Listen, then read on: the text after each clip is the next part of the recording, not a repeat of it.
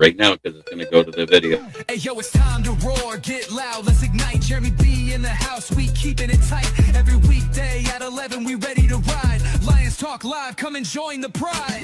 Waking up early, it's that morning grind. Tune in to the show, leave the troubles behind. Jeremy B's the king, with the voice like thunder. Every word he spits, it's a lyrical wonder. Got the lions around, sharp and fierce. When we hear one pride, you can't help but feel your heart pierce. Talking all the topics, keep it real, keep it raw. With a lion's mentality, we're ready for the roar. One pride, it feels right. Jeremy B bringing the heat, morning light. Every weekday at 11, we taking flight. Lions Talk Alive, yeah, we ready to bite. One pride, hear us loud. Jeremy's in the zone, making us proud.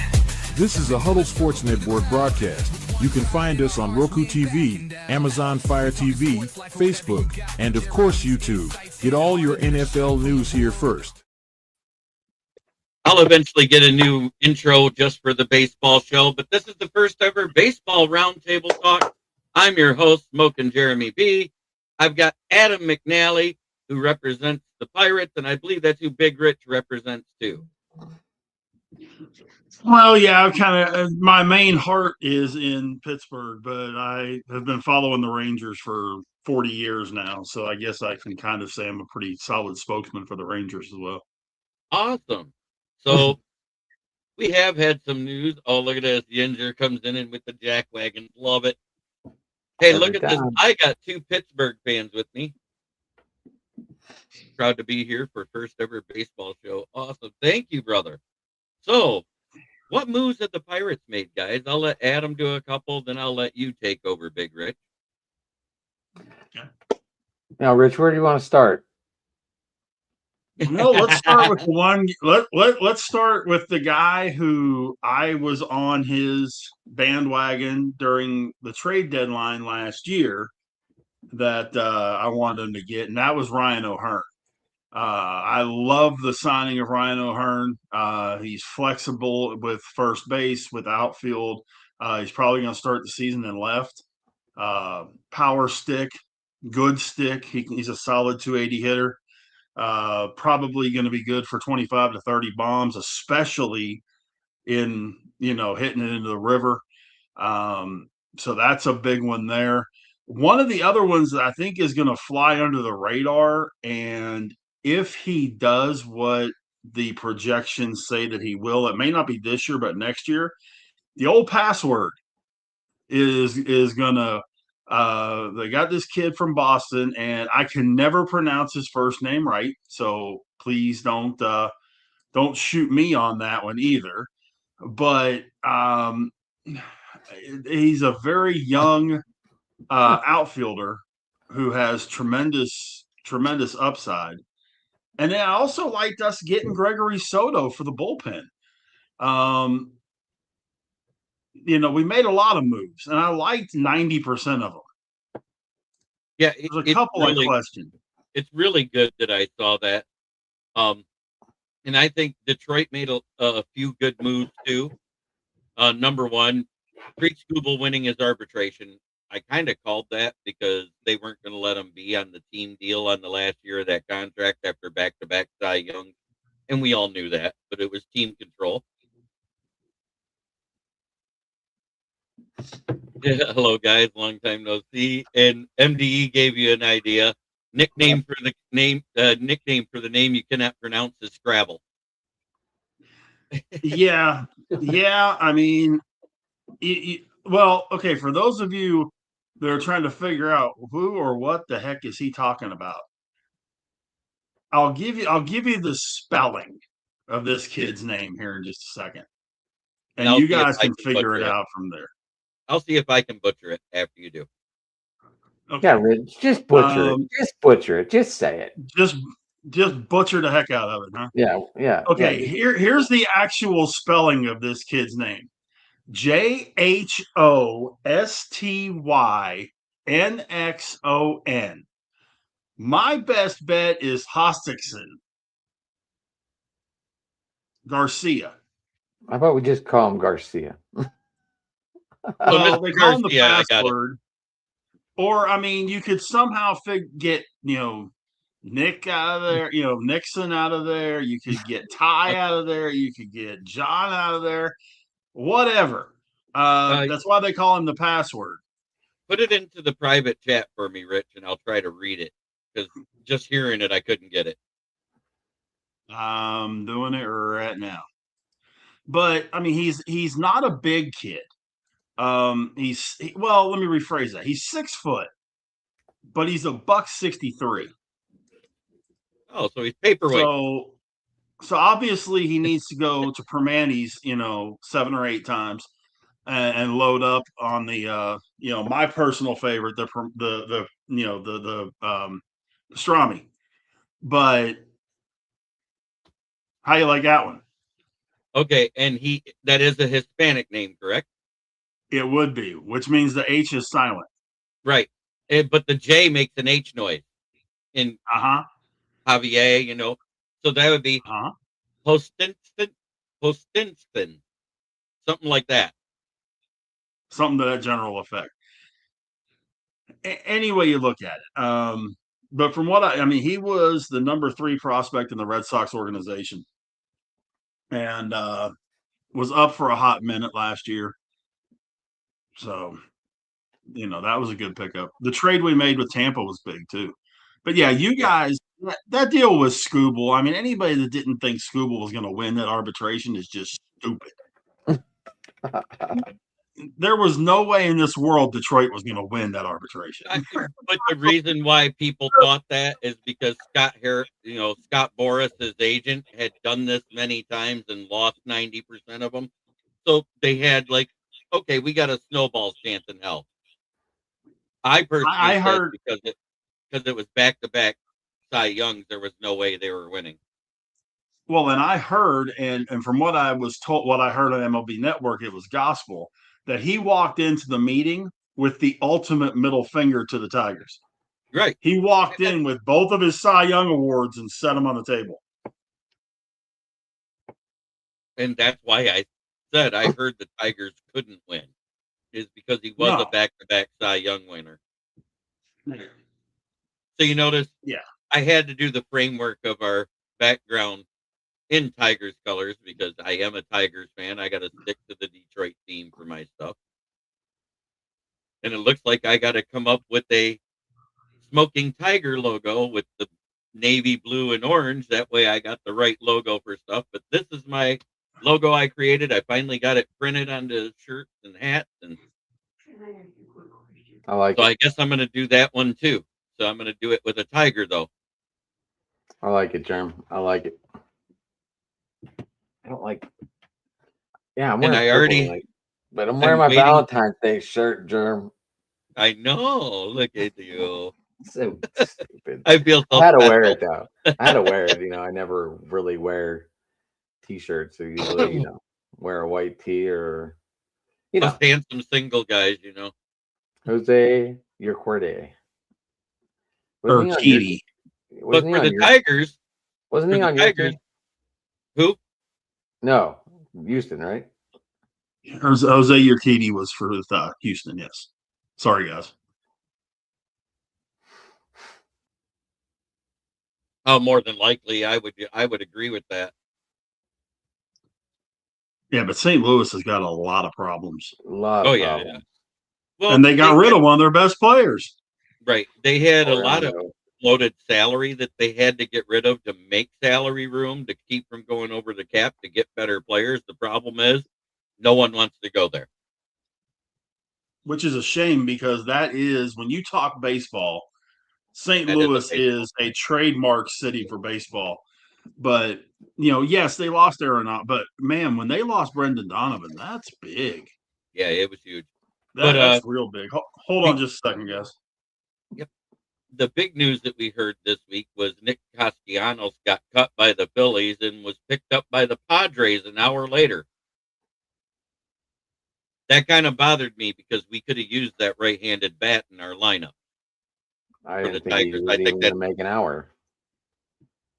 I really wished we'd have got him into our lineup, even though he's not a third baseman, which is where everybody wants our power bat to go.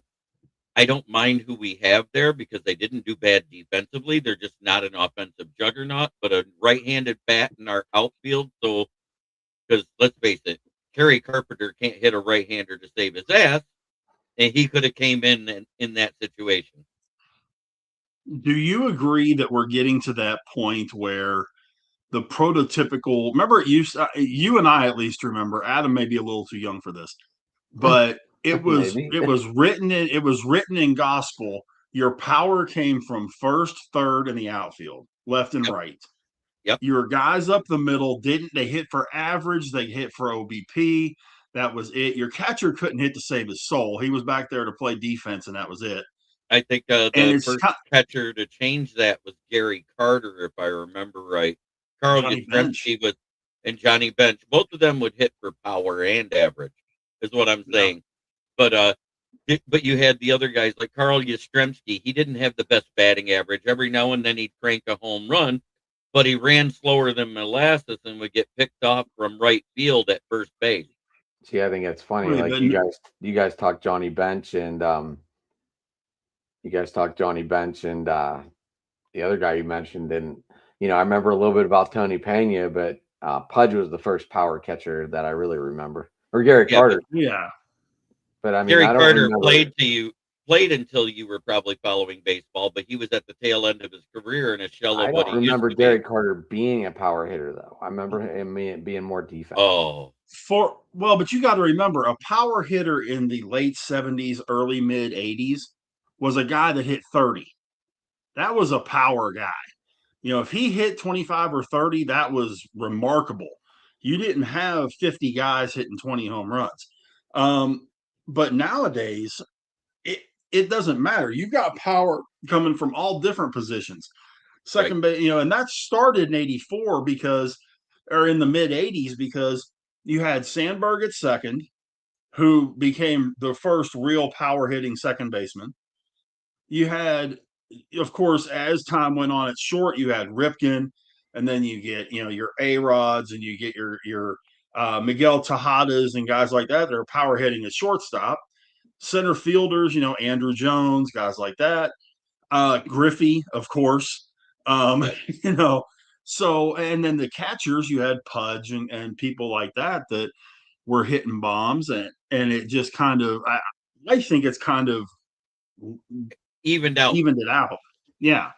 You got a couple power hitters in right and left field that are better than everybody else, and that's going to stay that way. And then, of course, you got Shohei Ohtani, who's a pitcher. Right. And the universal DH has had a lot to do with that, too, because let's be honest, if Ohtani had to play a position, I don't think they would let him do both. Right. I think he would be a DH still if he was a position player. And I don't think he would have left the Angels. Oh, 100%. If he was a position player, he wouldn't have left the Angels. Yeah, if we wouldn't have had universal DH, I think Shohei is still an Angel, or maybe a Mariner. Probably a Yankee.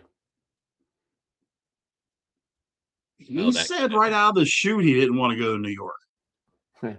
Yeah, but he took New York off the table right out of the box. I think at the time, because one of the teams that was looking at him, because we had the money to do so, because Tariq Skubal was nowhere near arbitration or anything like that, the Tigers was mentioned as one of the teams he was looking at. Because think about it, if you put Shohei Ohtani with Tariq Skubal and Casey Mize, we'd have never picked Jack Flaherty up. No, but could you imagine what he would have done wrapping balls around that pesky pole? He'd have hit 80 in Boston. Oh yeah. If Bond's record would have been shattered a couple of years ago. Oh yeah. If he'd have went to Boston, because I think it was Dodgers, Tigers, Boston. I think he even mentioned there was another East Coast team, Southeast. Who was it? It was in the National League. Wasn't it the Marlins that they talked about going to? I think it was the Marlins that were in the hunt. And originally, it was the Marlins, the Tigers, the Dodgers, the Angels, and Red Seattle. Sox. And I'm trying to remember who the other one was. Red Sox. The Red Sox, yeah. And boy, I tell you, a couple of those places, man. You talk about hitting in a bandbox. Good grief. Right? I mean, we have a big stadium, but since they made it a little more home run friendly by moving the fields in that 10 feet all the way around, it did make a difference last year. And it made more of a difference for the home team than the away team with Detroit, if you actually paid attention to the power numbers. Yeah. All those line drives that we hit the year before were going over the fence now because they were able to carry that under 330 distance and I think the left or right infield, right center in outfield wall moved in from 415 to 405, and that was huge. That's the power alley. Yeah, and if you really think about it, Ohtani has spent his entire career playing in cavernous stadiums because Anaheim Stadium is really big, and Chavez Ravine, I mean, that's a freaking just Grand Canyon of a stadium trying to hit it out of, and he's still hitting ridiculous numbers of homers. I remember when he hit that first home run against Houston, where it cleared the whole hill at Minute Maid Park. Yep.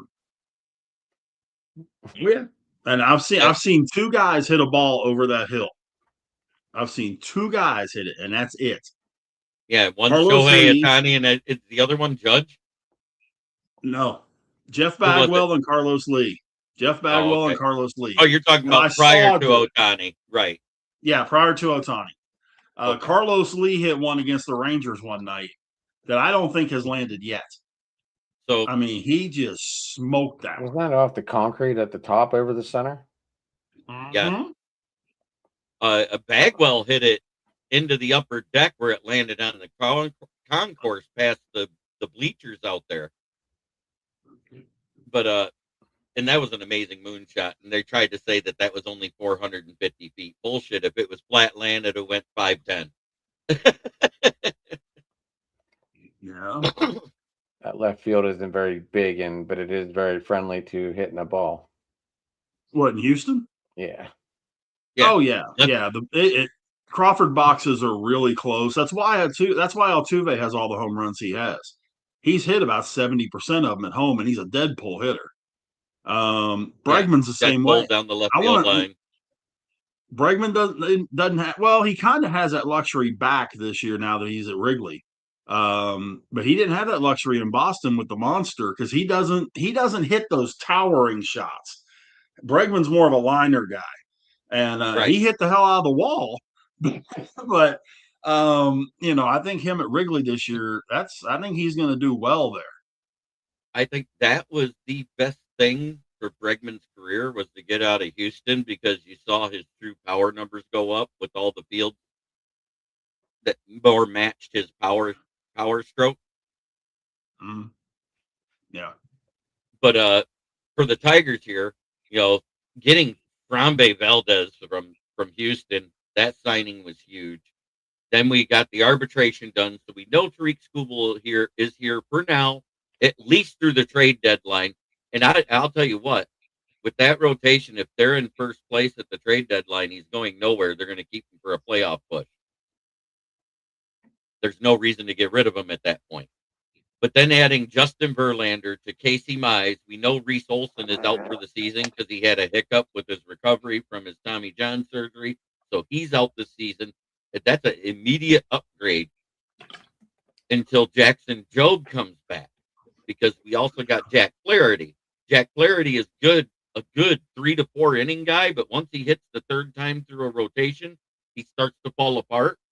So I think as soon as Jackson Jobe gets here and does a couple of those in-game pitching situations down in the AAA league for Erie, he'll be brought up and he'll be made our 5th starter.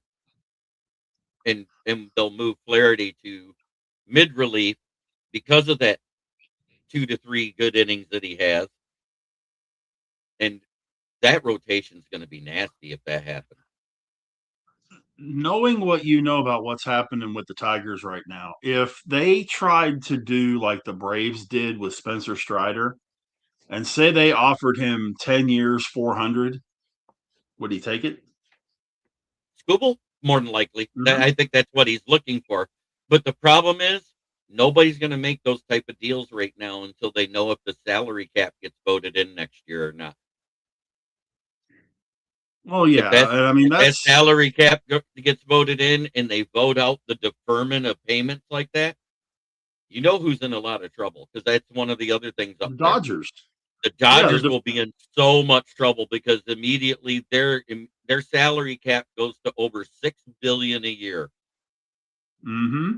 Yeah, Adam and I were talking about this on our show a couple weeks ago. That the Dodgers' biggest. If I could eliminate one thing from baseball right now, it used to be the guaranteed contract. It's the deferred contract. If you're supposed to make $100 million over 10 years, then you make $100 million over 10 years. You get 10 million a year, or however I don't care how you structure it, but in that 10-year period, you make that $100 million. I don't care if you make $1 million a year and then 91 million the last year. It doesn't matter. But you've got to make it in the deferred payments is wrecking this thing. And you're right, man. If they do, and that's probably why we're going to have a work stoppage next year, because the Dodgers are going to be the biggest ones wanting to not have this salary cap hit, because they will be just screwed blue and tattooed, and they're going to have to get rid of some guys that they don't want to get rid of.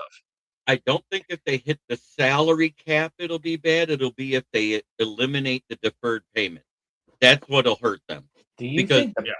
Jeremy, we talked about this on Thursday. Do you think he deferred it because of that goofy ass tax? The luxury tax. No. Yeah. Well, the jock tax. You know what that is? The athletic tax. It's in 46 of 50 states. The only 3 states and 1 province it's not in is Florida, Texas, Washington, and Washington, D.C. That's it. So technically 47 states it's in. And California has the highest jock tax of anyone. And everybody thought it was based off a salary, and that's why Darnold had to pay in. Oh, no. It's per game you do that. And because that was considered a bonus, it got hit with a luxury tax for the Super Bowl, and he ended up having to pay $71,000 over what he got paid for the $178,000 bonus for playing in the Super Bowl, which is absolutely ludicrous to me. Yeah. But there were a bunch of guys that lost money for winning the Super Bowl. Yeah, they won the Super Bowl. They got the bigger check, but because of the tax, everybody on the team lost money. Pretty much, except for maybe the minimum wage players, the league minimum players. Crazy. But do you think that's why Ohtani tried to defer this? No, because it still comes out. Whether it comes out at the end or it comes out each year. No, they deferred it because look at what they gave him. It was a $600 million contract. I get it, but 700. Yeah, or 700 million over, what was it? 10 years. 10 years. 10 years, 700. That'd have been $70 million a year. So they cut it down to a $2 million a year contract. He'll still get hit with that when he's paid the deferred money at the end of that contract. He'll still, and it'll be even higher than what it would be if he'd have done it over each year. If you think about it, because it's going to be a lump sum, and it gets hit as a luxury tax because of that lump sum. He cost himself money in the long run. The Dodgers didn't want to have to pay more luxury tax money for having that extra 70 mil on the payroll, because they were already over.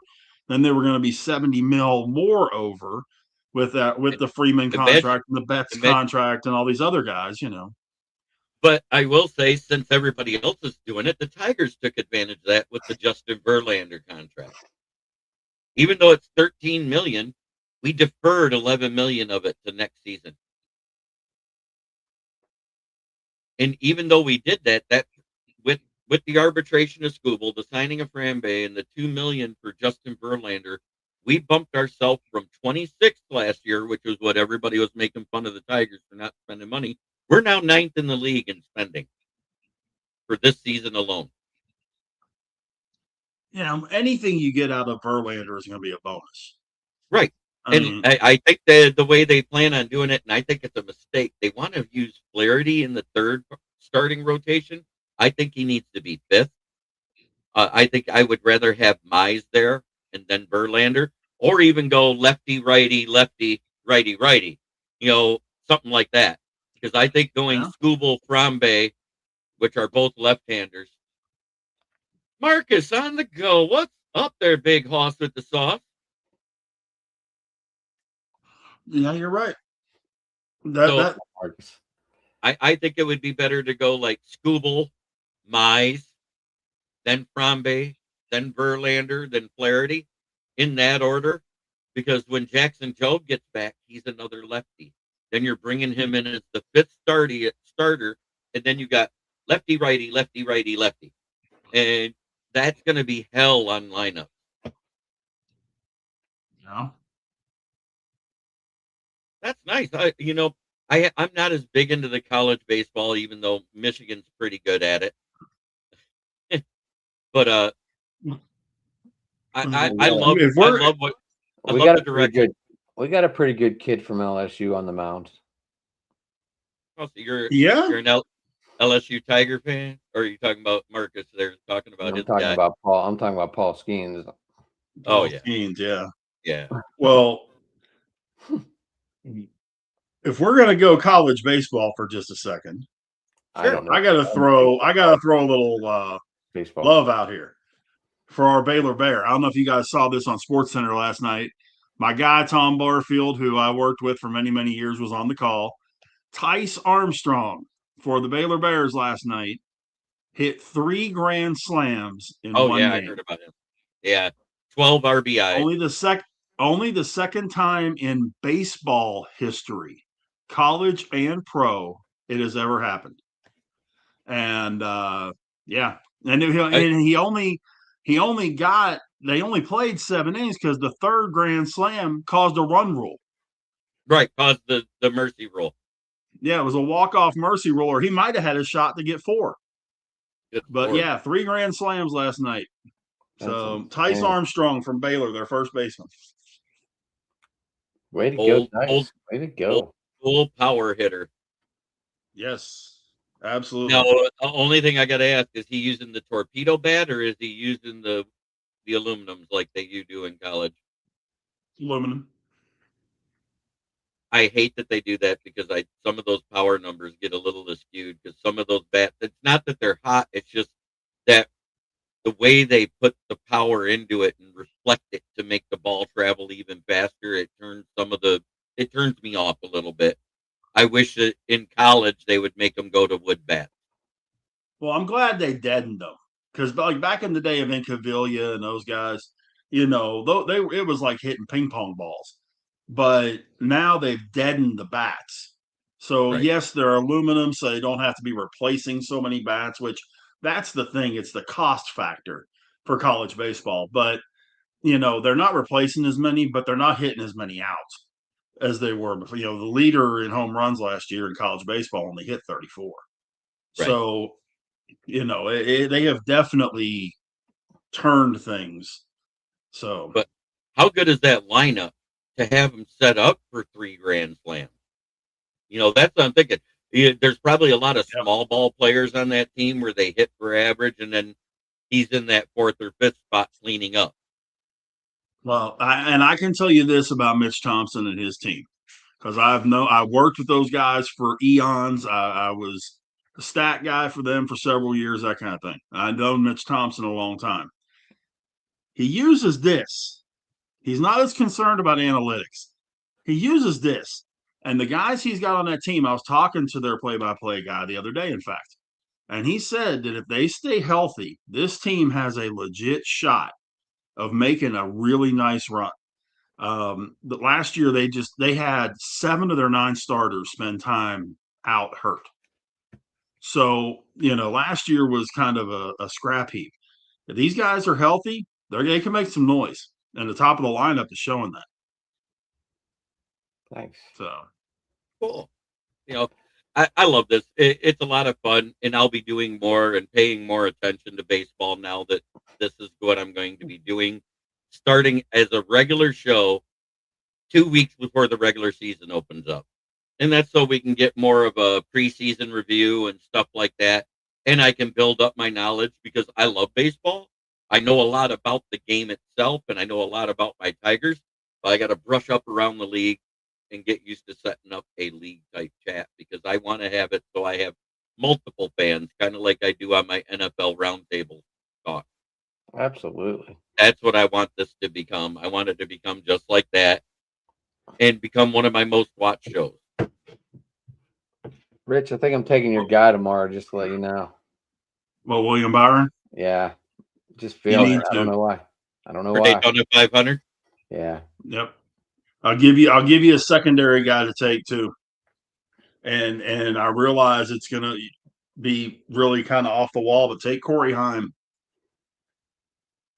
Corey Heim in the 67 car, especially if you're doing DFS. You can get him for next to nothing. And the kid, he dominated the truck series last year, won 12 races and just made the automatic jump. The kid's going to be a stud. Sorry, but I just saw my kid posted the 500 on the comments. I know. That's what got me talking about it. It's been there for 5 minutes. I know. I do have to bug out, guys. Jeremy, I really appreciate the invite on this, man. And anytime that you want me to be, I'll definitely see what I can do to be a part of it when you want me to. Or maybe for now, because it's preseason, we'll do this every 2 weeks rather than every week for now, just to have to get it going and build up for the regular season. And that way we get enough news, because signings are done. Winter meetings are basically they're done. We're getting in ready for the season mode. But I want to thank you for joining us, Big Rich. Shout out your channel and shout out do you still go live on the radio? Not anymore. I'm working with a station in Atlanta, Georgia, and in Enterprise, Alabama, called Retro FM, 101.1 in Enterprise and 102.1 in Albany. But we do have I will Monday have the inaugural 2026 edition of Two Tire Change, 6 Eastern, 5 Central. That's our NASCAR show. I'll get into the whole speed weeks from Daytona, and we'll be talking about all that. Tuesday night, of course, all of us are part of Open Mic Night on Driving to the Top. And then Wednesday night, this guy over here and I do Steel City Sports Talk. We can never get back on target. Well, yeah. That guy. Not this guy. This guy. That guy. This guy. Me and Rich I don't think me and Rich have been off target for a couple weeks. Well, yeah, you had a rough end of 2025. And I mean, with personal issues that happened. Between you working all night and then his health issues, it got rough for you guys for a minute. And I'm so glad you're both back. And I'll be happy to have you two on anytime. I'm working on getting a couple of Yankee fans, some Met fans, maybe a Philly fan. I want to get. Remember, we got Joe as a Mets fan. Yep. We got Jamie as the Yankees fan. Marcus got Houston. Okay. Yeah. Jason got LA Dodgers. Yep. I did talk to Tom. Jeremy, if you want to jump on with us Monday night, you're more than welcome to. Jay and Tom. Rav of Baltimore. Well, unfortunately, the girlfriend works today. I know. That's why I didn't want to tell you. I didn't want to. Yeah. And so Monday, I'm doing Valentine's Day with her. We decided that together because she finally has her day job off during the week this week, and she doesn't work Monday through Thursday. I don't work Monday and Tuesday, so Monday's Valentine's Day for us. Okay. I didn't want to bring it up, but I know. I know Tom and Jason are talking ball. Rich, you're more. Yeah, I do got to fly, guys. So all right, Rich, thank you for joining us. And that's Big Rich. Follow him on X, and also follow Driving to the Top Productions, which he's a part of running. Yeah, definitely. And I'll see you guys tomorrow or Monday night on Two Tire Change. Absolutely, Rich. See you Monday, buddy. All right, guys. See y'all later. Alrighty. See, that's the weirdest part. Like, the screens don't change. Usually on I don't know how to do all that stuff. Because I went down and edited a screen. I made it this way. Usually I don't make the shows, Jeremy. I just show up. I know. On StreamYard, in the media, if you go down to where it says backgrounds, you can have AI create you a background. And then you can set your camera set up the way you want. Is that what you did here? Yeah. Nice. I got to look into that. whenever I get home, I play with the dog. I make food, get and then all of a sudden, Yeah. I just jump on because I'm ready to go. That's what you do. That's what you do. Right.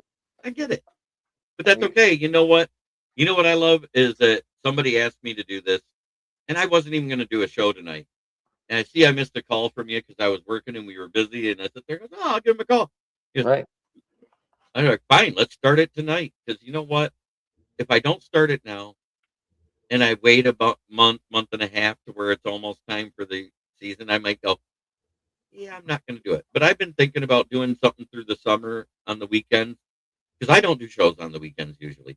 But now that my girlfriend works at 9 o'clock every Saturday and she doesn't want to go out and do anything, we can do this. If we can get Tom and Jason on Monday nights, that could be movable. I'm just saying. I mean, I don't care. I mean, I'm gonna talk ball with those two anytime. Those two rock. Yep.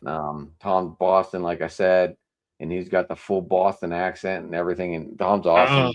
Jay's one of the most knowledgeable LA guys. Yeah, I know Jason because he's a Packer fan. Right. Absolutely. I've known all three of you guys for a long time. So, but that is the current logo for my football talking stuff. I am going to create one for baseball because it needs. You need to talk to Rav. Rav knows how to put them all together, like so they can both be up there.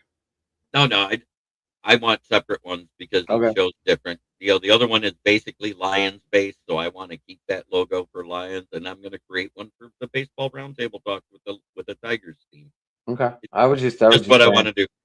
Hey, you got to admit that does not look bad.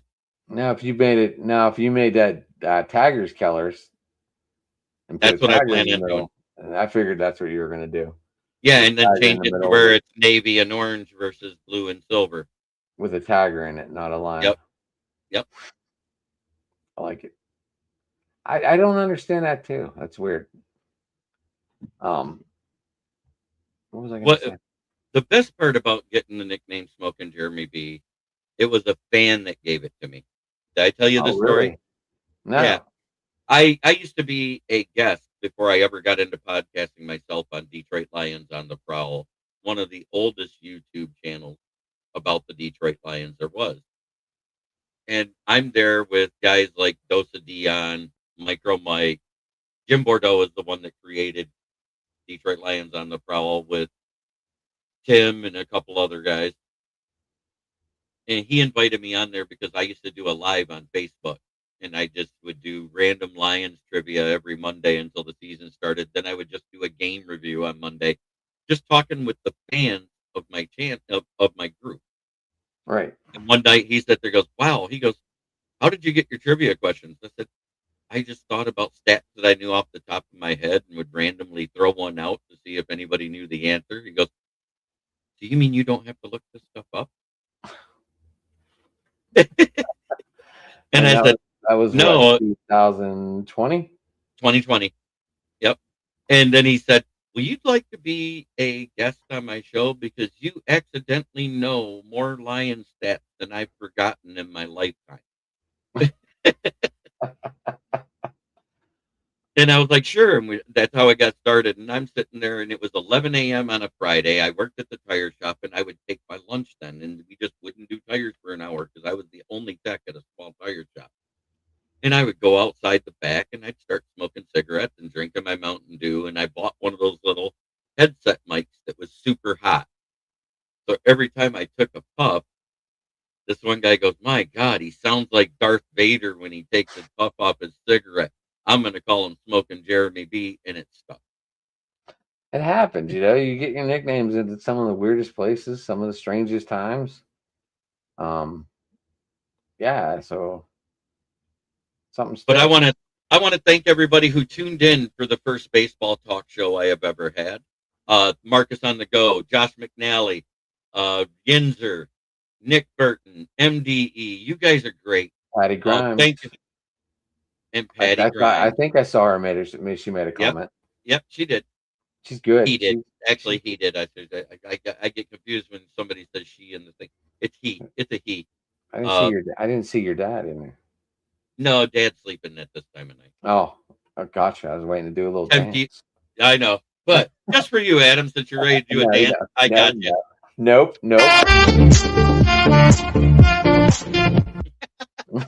All right, we're doing a dance. All right. Well, thank everybody for watching. I appreciate you very much. Don't forget to like on whatever platform you're watching. Ring the bell if you're not a subscriber already.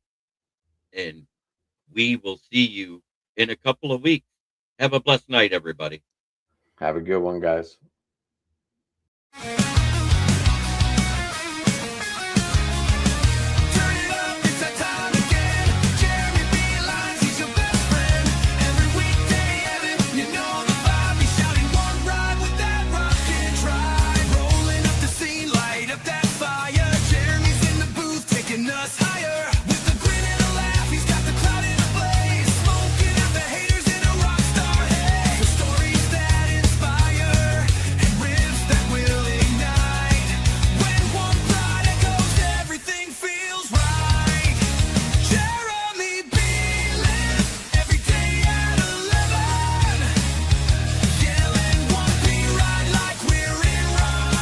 This is a Huddle Sports Network broadcast. You can find us on Roku TV, Amazon Fire TV, Facebook, and of course YouTube.